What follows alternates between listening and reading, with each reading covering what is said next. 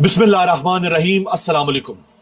20 اگست پاکستانی وقت کے مطابق صبح 7:15 بج چکے ہیں۔ وقت آپ کو اس لیے بتا رہا ہوں تاکہ عمران خان کو کسی بھی وقت اگر شفٹ کیا جاتا ہے تو آپ کو معلوم ہو کہ یہ ویڈیو کس وقت ریکارڈ کی گئی۔ ابھی تک عمران خان صاحب کو شفٹ نہیں کیا گیا۔ سپریم کورٹ نے 48 گھنٹے کا وقت دیا تھا اور 48 گھنٹے کا وقت ختم ہونے میں صرف 5 گھنٹے باقی ہیں۔ ابھی تک سپریم کورٹ کے حکم کی خلاف ورزی چل رہی ہے اور یہ حکومت جانتی ہے کہ سپریم کورٹ کے حکم کی خلاف ورزی کا مطلب ہے کنٹیمپٹ آف کورٹ، عدالتی حکم کی خلاف ورزی، توہین عدالت۔ اور توہین عدالت میں کون اندر جائے گا یہ فیصلہ سپریم کورٹ کرے گی۔ یاد رکھیں کہ اس ملک میں پہلے ہی ایک وزیر اعظم توہین عدالت کی سزا میں سزا یافتہ ہو چکا ہے، نااہل ہو چکا ہے، اور وہ ہے یوسف رضا گیلانی۔ جب سپریم کورٹ نے یوسف رضا گیلانی سے کہا کہ سوئس حکام کو آصف علی زرداری کے کیسز کھولنے کے لیے خط لکھو، تو یوسف رضا گیلانی نے کہا میں نہیں لکھوں گا، چونکہ وہ زرداری صاحب کے زیادہ لائل تھے، انہوں نے کہا میں نہیں لکھوں گا۔ تو سپریم کورٹ نے پھر یوسف رضا گیلانی کو توہین عدالت میں سزا دی، وہ پرائم منسٹر کے عہدے سے ہٹ گئے، نااہل ہو گئے، اور ان کی جگہ پہ پھر راجہ پرویز اشرف وزیر اعظم بن گئے۔ تو توہین عدالت کی تلوار لٹک رہی ہے۔ اب سپریم کورٹ کو اپنا فیصلہ منوانا ہوگا۔ اگر سپریم کورٹ اپنا فیصلہ نہیں منواتی تو پھر سپریم کورٹ ختم ہو جائے، پھر ضرورت ہی نہیں ہے سپریم کورٹ کی۔ اس سے پہلے سپریم کورٹ کے فیصلے کی توہین کب ہوئی؟ جب چیف جسٹس عمر عطا بندیال تھے، انہوں نے 2 دفعہ فیصلہ دیا کہ الیکشن کروایا جائے، لیکن ریاست نے کہا کہ ہم نہیں کروائیں گے الیکشن، نہیں کروایا انہوں نے۔ 2 دفعہ سپریم کورٹ نے کہا، انہوں نے کہا نہیں کرواتے الیکشن۔ وہ دن اور آج کا دن، اس دن سپریم کورٹ جھکی، آج کے دن تک سپریم کورٹ کی کمر جھکی ہوئی، آج کے دن تک سپریم کورٹ کی کمر سیدھی نہیں ہو پا رہی۔ اگر اس دن چیف جسٹس عمر عطا بندیال ڈٹ جاتے اور کہتے میں لٹکا دوں گا، تمہاری جرت کیسے ہے، تم نے مجھے لٹکانا ہے، لٹکا دو، یہ میں نہیں ہونے دوں گا کہ میری عدالت کا فیصلہ ہو اور تم اس عدالت کو تار تار کر کے اور ہوا میں اڑا دو، دھجیاں اڑا دو، یہ نہیں ہو سکتا۔ لیکن کیا کیا؟ وہ ڈر گئے، وہ ڈر گئے، کمپرومائز ہو گئے، نہیں منوا سکے اپنا فیصلہ۔ بھائی نہ آپ کے فیصلے پر عمل درآمد ہوتا، آپ بلاتے ہیں ان کو 1 2 3 آ جاؤ یہاں پہ کھڑے ہو جاؤ، کون ہے جو میرا فیصلہ نہیں مان رہا؟ اندر وہ کہتے ہیں ہم نہیں جاتے اندر، وہ کھڑے ہو جاتے، آگے سے ننگے ہو جاتے سپریم کورٹ کے سامنے، بے آبرو ہو جاتے۔ کیا ہوتا؟ اور قوم کو تو نظر آتا نا، تاریخ تو دیکھتی نا کہ کیا ہو رہا ہے، دنیا تو دیکھتی کہ اس ملک میں کیا تماشا ہو رہا ہے۔ لیکن عمر عطا بندیال صاحب نے وہ کمپرومائز ہو گئے۔ وہ دن اور آج کا دن عدالتیں کوئی فیصلہ نہیں منوا پا رہی، کوئی فیصلہ۔ جو فیصلہ بھی ریاست کو پسند ہوتا ہے وہ مان لیتی ہے، جو نہیں پسند ہوتا وہ نہیں مانتی، اور جو وہ نہیں مانتی کوئی منوا نہیں سکتا۔ 4.5 سال سے یہ روایت ہے کہ جو فیصلہ ریاست نہیں مانتی وہ کوئی نہیں منوا سکتا۔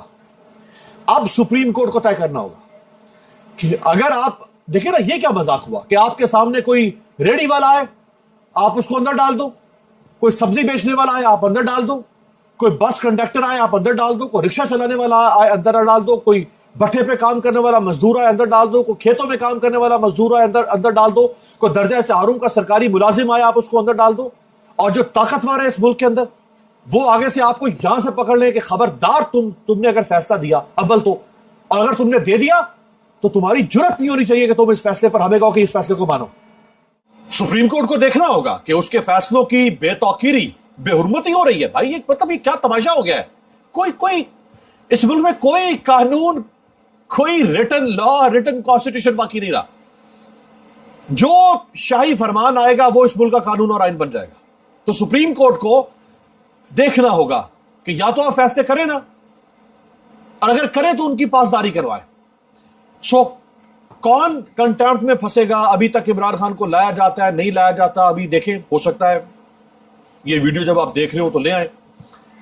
ابھی تک تو نہیں لایا گیا، یہ بات تو بالکل واضح ہو چکی ہے۔ اور یہ بھی آپ نے دیکھا کہ کل انہوں نے جو چیلنج کر دیا سپریم کورٹ کے فیصلے کو، سپریم کورٹ میں اگرچہ یہ چیلنج کر رہے ہیں اور یہ فیصلہ رک نہیں سکتا، اس کی وجہ یہ ہے کہ سپریم کورٹ اپنے فیصلے کو خود تبدیل کرے، خود واپس لے تو پھر تو رک سکتا ہے، ورنہ ریویو فائل کرنے سے سپریم کورٹ کا فیصلہ رک نہیں سکتا۔ جب تک وہ فیصلہ برقرار ہے تب تک وہ فیصلہ قابل عمل ہے۔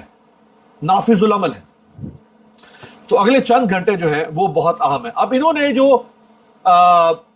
جو ریویو پٹیشن فائل کی اس میں کہ انہوں نے بہت ہی اسٹوپڈ قسم کی حرکت کی ہے اور بہت ہی بے رحمی پر مبنی حرکت کی. انہوں نے اس میں ایک بیان دیا ہے جس میں یہ کہتے ہیں کہ جو عمران خان صاحب کی رپورٹس ہیں، میڈیکل رپورٹس، وہ یہ ظاہر کرتی ہیں کہ ان کی صحت گر رہی ہے، خراب ہو رہی ہے. پہلا انہوں نے اعتراف کیا کہ عمران خان کی صحت کیا ہو رہی ہے، ڈیٹیریوریٹ ہو رہی ہے، تنزلی کا شکار ہے، گراوٹ کا شکار ہے. آگے وہ کہتے ہیں کہ اس رپورٹ میں ایسا کچھ نہیں ہے جو یہ بتا رہا ہو کہ عمران خان کی جو صحت ہے وہ مزید خراب ہو جائے گی یا خراب ہو چکی ہے. یعنی تم کیا چاہتے ہو کہ ایک آدمی جب بیمار ہو گیا ہے اور اس کی بیماری بڑھتی جا رہی ہے اور اس کی صحت، تم خود لکھ رہے ہو کہ اس کی صحت بگڑ رہی ہے، تو تم کیا چاہتے ہو کہ وہ بالکل دونوں آنکھوں سے مکمل نابینا ہو جائے؟ تب تم پھر کہو گے کہ ہاں اب یہ بیمار ہو گیا ہے، اب اس کا علاج ہونا چاہیے. جب وہ نابینا ہو جائے گا تو پھر اس کا کون سا علاج ہوگا؟ یا جب یہ جو بلڈ پریشر ہے، یہ بلڈ پریشر اس کے کڈنی، اس کے دل، اس کے باقی جسم کے اعضاء کو مکمل طور پر کھا جائے تو پھر تم کہو گے کہ ہاں اب بدترین حالت ہو گئی. او بے وقوف انسان، یہ جس نے بھی یہ پٹیشن فائل کی ہے، جو بھی اس کے پیچھے ہے، جو لکھنے والا ہے، جو یہ سوچنے والا ہے، وہ اتنا بے وقوف آدمی ہے، وہ اتنا ڈفر ہے کہ تم خود لکھ رہے ہو کہ حالت خراب ہو رہی ہے.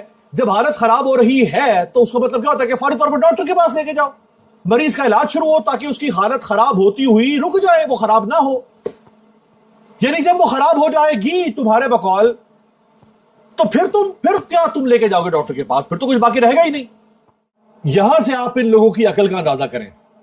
یہاں سے اچھا، اب یہاں کچھ سوالات ہیں بڑے اہم. پہلا سوال یہ کہ اگر تو اسٹیبلشمنٹ عمران خان کا فیصلہ کروانے کے پیچھے ہے، یعنی سپریم کورٹ سے یہ فیصلہ اسٹیبلشمنٹ نے کروایا ہے، تو پھر تو اسٹیبلشمنٹ اس فیصلے کو نافذ بھی کروائے گی، کیونکہ انہوں نے کروایا نا ججوں سے. اگر پھر وہ اس فیصلے کو نافذ بھی کروائیں گے، اور اگر یہ فیصلہ انہوں نے کروایا تو پھر تو کوئی جرت ہی نہیں ہے حکومت کی کہ وہ کھڑی ہو جائے اسٹیبلشمنٹ کے فیصلے کے خلاف کہ ہم تمہارا فیصلہ نہیں مانتے، ہم نہیں لے کے جائیں گے عمران خان کو ہاسپٹل. ان کی جرت ہی نہیں ہے.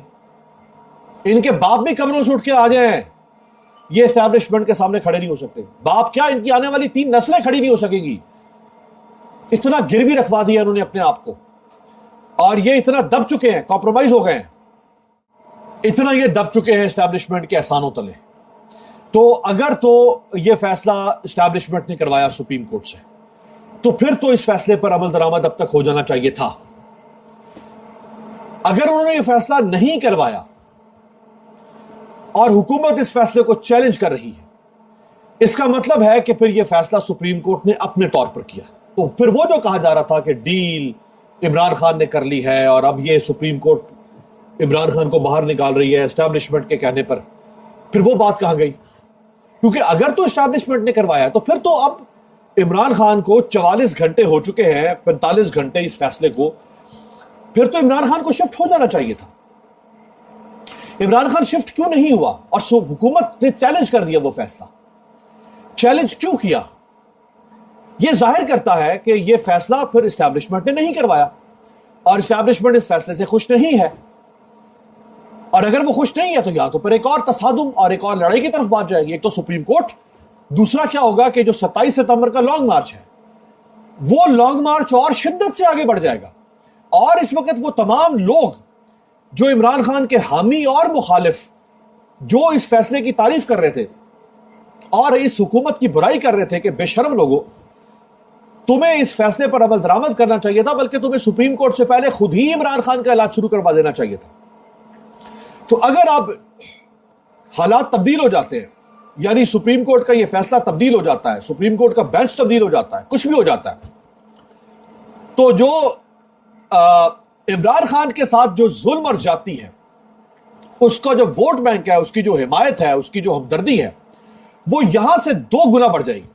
اور اس حکومت کے خلاف جو نفرت ہے اس نفرت میں اضافہ ہوگا اور اس حکومت کی جو بدنامی ہے، رسوائی ہے، اس میں اضافہ ہوگا.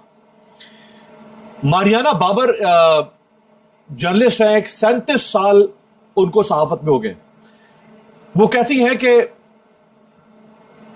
اسٹیبلشمنٹ کے جھکنے کی اصل وجہ یہ ہے کہ پاکستان کے اندر جو ڈومیسٹک یعنی داخلی حالات ہیں وہ خراب ہو چکے ہیں، اور جو فورن انویسٹر ہے وہ پاکستان میں انویسٹ نہیں کرنا چاہتا. یہاں جو پلئنگ فیلڈ ہے یعنی جو کھیلنے کا میدان ہے وہ ان ایون ہو چکا ہوا ہے سیاسی کھلاڑیوں کے لیے، غیر متوازن، غیر مساوی ہو چکا ہوا ہے، جس سے پاکستان کے اندر مزید سیاسی عدم استحکام پیدا ہو رہا ہے.